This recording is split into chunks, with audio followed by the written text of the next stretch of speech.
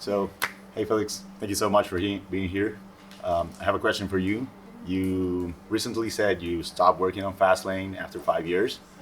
What it's like to do such a massive project and at one point say like, okay, this is my part, this is done, I'm gonna move forward. So, what is the life after that? Yeah, I think that's a really good question. So I think that it was a little easier for me just because I worked in Fastlane for like a little over 4 years. And then when I was at Google, I actually started a new project which was based on Fastlane, which was Fastlane CI. And that unfortunately never launched due to alignment with like the overall strategy of like other Google products. So I worked on Fastlane CI for like a little over half a year. What that means is that day to day, I was already not working on Fastlane. I was already working on something else, and somebody else was like maintaining Fastlane inside of Google.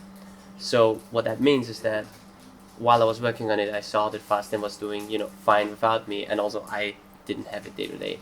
So it was like a lot easier to kind of like stop working on it because I already was kind of not working on it directly. And so yeah, that made the whole process easier. And then, when I decided to leave Google, that was a lot easier now because I knew that Fastlane is going to be fine without me. And then, it's a combination of like somebody at Google maintaining it, but also of obviously the community behind it because Fastlane is open source and there's like, I think it's like 400 or 500 plugins now. So a lot of the stuff is already community owned, so it doesn't need me necessarily. Well, that's amazing that you got to build something and other people keep on growing on what you already built. Yeah. So one of the things that you started doing was sharing security concerns about everything related to Apple platforms. Would you like to tell us a little bit about that? Sure. Yeah. So that was like a little while ago. I haven't done it recently. I looked into like some of the privacy and security systems of the iPhone and the Mac, and it was very interesting because like I do care about privacy and like basically putting the user in control.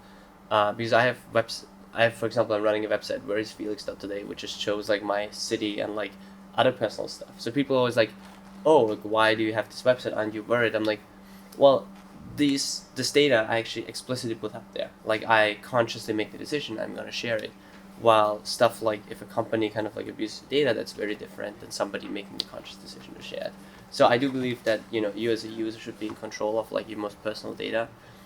So the way I approached those things was kind of like we as iOS developers kind of like understand how the permission system works, and I was just thinking, okay, what angle can we take to kind of like work around some of those?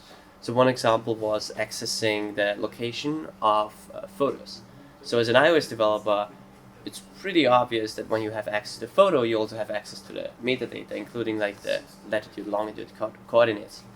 But then if you think about what is the worst thing you could do with this data, I built this demo that would, within 1 second, parse like 10,000 photos and then just show a map of like all your photos and where you've been, what camera model you used, and based on that, you have a movement pattern on like where do you spend your time, where do you go, where do you travel, stuff like that, which is obviously pretty sensitive data that you can fetch within a short amount of time. So that's kind of like the angle I took, and the interesting piece was that when I published it, I wanted to make sure that the articles are like for us developers and like tech-savvy people, but also like for a little more mainstream.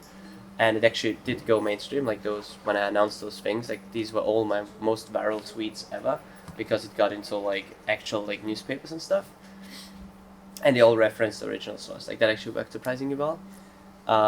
But the interesting piece is that the feedback I got from some iOS developers was kind of like, well, yeah, that's pretty obvious. Like, why do you write about it? Or like, well, the fact that this tweet has I don't know how many thousands retweets like shows otherwise, right? So I think that we as developers can kind of like use that knowledge and be like, okay, for us it's obvious, but like, how can we communicate those things to like people who may not be as familiar with how the systems work? Right. Well, that's so great that you're able to take the time to report those type of things. Okay, so thank you very much, Felix. Right, thank you.